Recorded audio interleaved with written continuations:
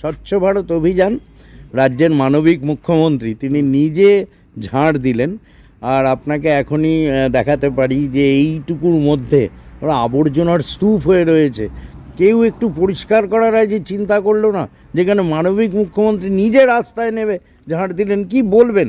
দেখুন, এটা মানবিক মুখ্যমন্ত্রী যে আবর্জনা পরিষ্কার করলেন বা ঝাড় দিয়েছেন, এটা একটা বার্তা দিলেন মানুষকে, কি মানুষকে সচেতন হতে হবে, মানুষকে নিজের জায়গাগুলো, নিজের বাড়ি, নিজের বাইরে এগুলো পরিষ্কার করতে হবে। এটা মানুষকে সচেতন করার জন্য আজকে প্রধানমন্ত্রী, আমাদের মুখ্যমন্ত্রী এই যে বার্তাগুলো দিচ্ছে, কি স্বচ্ছ ভারত, স্বস্থ ভারত, আমরা পরিষ্কার রাখবো, আবর্জনা পরিষ্কার করব, নিজের এলাকা, নিজেদের বাড়ি, এগুলো পরিষ্কার রাখলে কি আমরাই সুস্থ থাকবো বা নেক্সট জেনারেশনকে আমরা সুস্থ রাখতে পারবো। তার জন্য এই বার্তাটা দেওয়া। তা বলে মুখ্যমন্ত্রীর তো একা দ্বারা সম্ভব নয় বা প্রধানমন্ত্রীর একা দ্বারা সম্ভব নয় পুরো ভারতবর্ষকে পরিষ্কার রাখা। না, আপনাকে আমার একটাই প্রশ্ন, যে তাহলে কি এটা থেকে ধরে নেওয়া যায় না যে মানুষ এখনও চরম অসচেতন?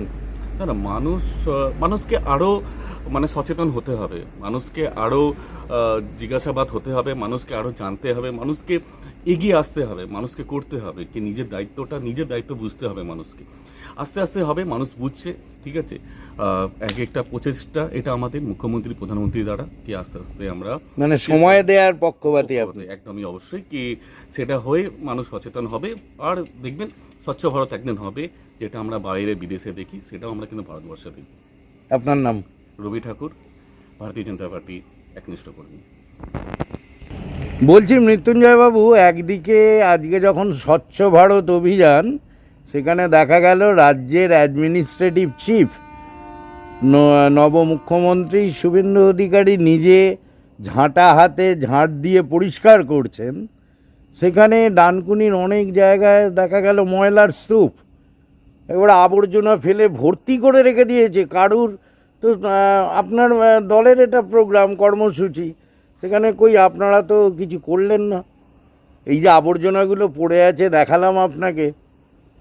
দেখুন, আমাদের এখানে পৌরসভা থেকে আবর্জনাগুলো তুলে নিয়ে যাওয়ার কথা, তো বেশ কিছুদিন ধরে, প্রায় 15 দিন ধরে রাস্তায় যেসব জায়গায় দোকানের সামনে ময়লা ফেলার যে ভ্যাটগুলো রেখেছিলেন, সেগুলি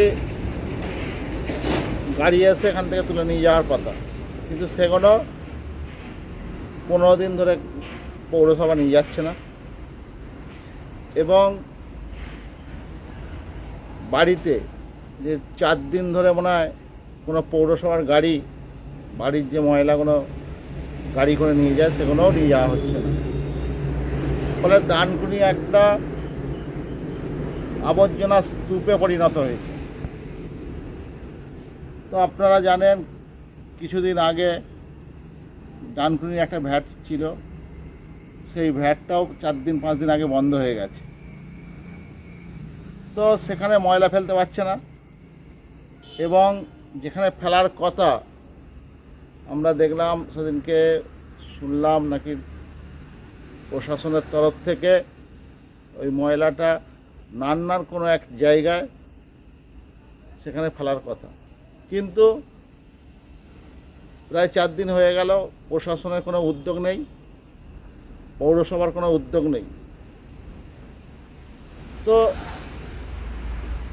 ডানকুনিতে যেভাবে ময়লা স্তূপে পরিণত হচ্ছে, তাতে আর কিছুদিন গেলে ডানকুনির রাস্তা পুরো ময়লা স্তূপে পরিণত হয়ে যাবে। তো আজকে আমাদের সরকার, মুখ্যমন্ত্রী ঝাঁটা হাতে রাস্তায় নেমেছেন পরিষ্কার করার জন্যে, এবং আমি দেখলাম ডানকুনি থানার আইসিও রাস্তায় নেমেছেন। রাস্তায় নেমে প্রায় 2 দিন ধরে ওনারা পরিষ্কার করছেন। তো ডানকুনি থানার আইসিকে আমি আমার তরফ থেকে ধন্যবাদ জানাবো, ওনার কাজকে আমি সাধুবাদ জানাবো। কিন্তু তার সঙ্গে ওনাকে বলবো যে শুধু রাস্তার ময়লা তুললে হবে না, বাড়ির যে ময়লাগুলো আছে, দোকানের সামনে যে ময়লাগুলো আছে, সেগুলি পৌরসভার মারফত সেগুলি যাতে যত তাড়াতাড়ি পারা যায় ঘাট গাড়িতে তোলার ব্যবস্থা করে ঘাটে যেখানে ফেলা হয় সেখানে যেন ফেলা হয়। না, এটা তো পুলিশ প্রশাসনের কাজ জন্য সচেতন করার জন্য, সামাজিক বার্তা দেওয়ার জন্য তিনি করেছেন, কিন্তু তাকে তো আমরা এটা বলতে পারি না বাড়ির ময়লা। আপনাদের পার্টি থেকে আপনি নিজে একজন কার্যকর্তা, একজন কর্মী বিজেপির, আপনারা যে কি মনে হলো, আপনাকে দেখাতে হলো আমায়, তা আপনারাও তো উদ্যোগ নেননি। আমাদের দলের কর্মীরা বেশ কয়েকদিন ধরে আপনারা দেখতে পাচ্ছেন যে ডানকুনির বুকে যেভাবে স্বচ্ছ ভারত অভিযান চালাচ্ছে, তো আমাদের দলের কর্মীদের পুরো ডানকুনিতে সাফাই করা সম্ভব নয়। তার জন্য একটা পৌরসভায় তার জন্য লোক আছে সেখানে। কিন্তু আজকে তো মানবিক মুখ্যমন্ত্রী, তিনি নিজে রাস্তায় নেমে ঝাঁটা হাতে তিনি পরিষ্কার করলেন, তারপরেও কি আজকে করার একটা ইচ্ছে সব ছিল না? জায়গায় পরিষ্কার করা যাবে না, কারণ এটা ডানকুনিটা ছোট্ট একটা জায়গা নয়। ডানকুনি ডানকুনিটা একটা বিরাট বড় জায়গা।